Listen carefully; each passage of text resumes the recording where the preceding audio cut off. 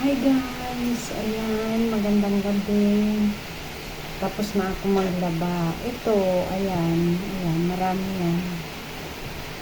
Mga dala ko yan, galing ng Manila. Dala namin ni Mario, mga ukay yan guys, ipamimigay dito sa mga kabataan. Ayan, pamimigay sa mga batang walang mga damit. Kasi mga damit ko yan maliliit. Ayan, kaya para sa mga dalagita lang yan ng mga kasi mga t-shirt yan, pambata. Ililigpit ko yan at i-divide ko na sa mga batang ating pagbibigyan. Ayan, nag-love shout out sa inyong lahat. Dito naman sa aking mga kapitbahay, dyan, kasi ang dami dyan mga ang dami dyan dami dito mga teenager na mga kasing katawan ko. Ayan, mga pa to, okay pa to, mga bigay pa to sa akin. Dito ay mga binili ko, mga ginamit ko. Binili ko na damit ko, pero mga nagamit ko na.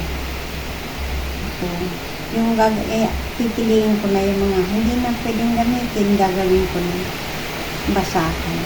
Ayan. Ito, pwede pa to sa mga bata dito. Ang ganito. Diba?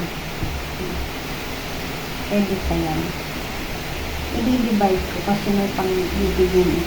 Tapos, ayan, mga sexing duster. Ayoko na magpa-sexy kasi matanda na ako. Pangit na tingnan. Ayan. Pamimigay ko na yan sa kanila. Sexy yan. may nagbigay nito sa akin. Galing pa ito ng Boracay. Ayan. Binili na nila ito ng Boracay. Kasalubong nila sa akin. Magandang duster yan guys. Ayan. Nakatago na lang siya kaya pamimigay ko na kasi may mga teenager dito. Ayan. Diba? Hindi marami. Ito, yun ito sa sa doktora, mga binigay sa akin. Mga nagamit ko na rin ito. Mga nilabahan ko, mga binigay sila. Ang gaganda ng tela, pwede kong ibigay sa aking kaibigan. Ayan. Kasi hindi ko na siya nagagamit. Marami na sila. Marami na nakatambak lang. Ipamigay ko na para magamit ng iba. Ayan. Actually, dapat ang aking kung malaki sana yung aking naging sahod, bibili sana ako ng bigas para kasama dito kahit mga kahit pag 3 kilo, ganyan. Kaso, kulang guys. Yung mga mga bata, mga pasalubong ko ng ibinigay ko na, mga dinala ko pa kasi mga pangako ko yun. Yun ang binili ko na para sa mga bata na yung iba nga dun ay bigay lang sa akin pinamigay ko na rin sa kanila. Kasi pangako ko yun sa kanila dahil alam niyo na ako ay nagtsatsarit-tsaritihan din kahit kahit hindi naman ako mayaman. Kumbaga, ayan, I do my best para makatulong ako sa aking kapwa.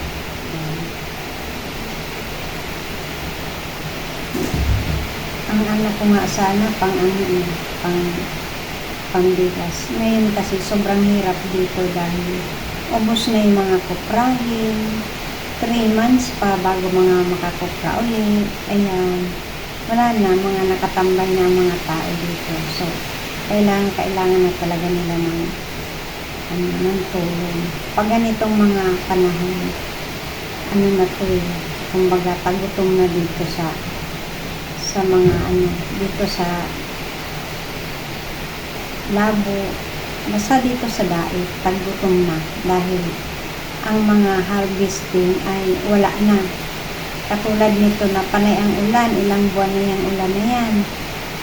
Yung mga nyug, ubos na, nakupra na nila lahat.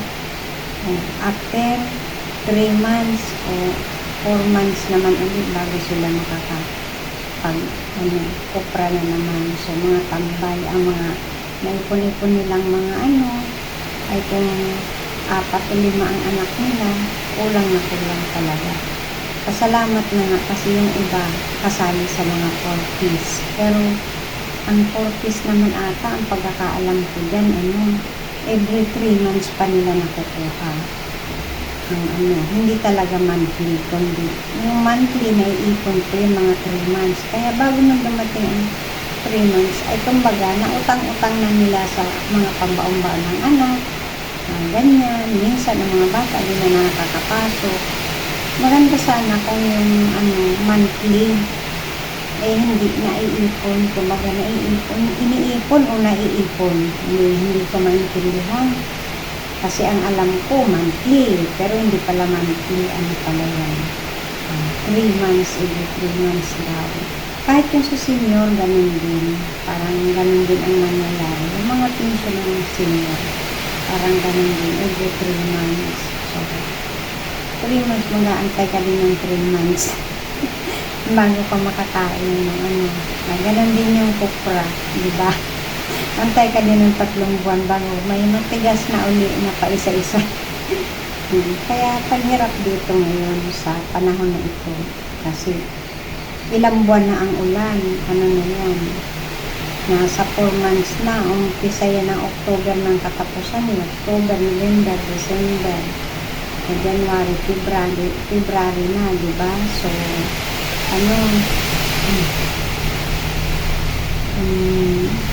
talagang ako nga, yung mga tanim ko, marami ang tanim ko, matataba na sana yung ba, natutunaw pala sila ng ulan. Kaya, di ba, wala talagang harvest. Walang harvest. Ito jacket, kailangan ko dito kasi malamig, di ba? Yun naman na nagagamit, so, mga bata na katulad ko, kasing katawan ko ang pwede na nila itong mapakinabangan. Kaya, sana, ang mga mayayaman dyan, na mga taga rito sa daig, ay mamigay na ng mga bigas na stock dyan. Kasi ngayon nila kailangan ang inyong tulong ngayong mga panahon na to. Ayun, happy Valentine's in advance para naman may makadinig sa panawagan ko ng mga kababayan ko dito sa Daet. Ayan. Alam ko maraming mayaman dito eh. Alam ko maraming nagbibigay na kahit mga bigas lang. Sana ipamigay na mga lalabs para mapakinabangan na baga ng tao. Baka kasi bukbukin at maulan. Ayan. Ipamigay nyo na po. Kailangan po nang maisasaing sa ngayon. ng mga pang 3 buwan. Kailangan pamigay nyo na po yan. Kasi may bagyo na naman daw, si Bete. Ayan, Bete. Ayan, Miguelan shoutout sa iyo, Bete. Hanggang dito na lang muna kasi magliligpit pa ako mamaya. Ililibay ko ito. Sana pagkain na itong iniligpit ko para aking pang-charity. Pero kahit pa paano, meron naman akong pang-charity, diba? Kahit mga okay lang yan, malinis yan. At hindi galing sa patay, galing sa buhay. Kaya pinilit. Diba? At saka yung mga pinanggalingan yan ay mga mayayaman at buhay din. Kaya yung swerte niyan ay kinuha na ni Ate Milit. Tapos ang swerte ni Ate Milit, ipamimigay ko rin sa kanila para swertein din sila. O diba? Saling-saling lahi. Kung sharing-sharing.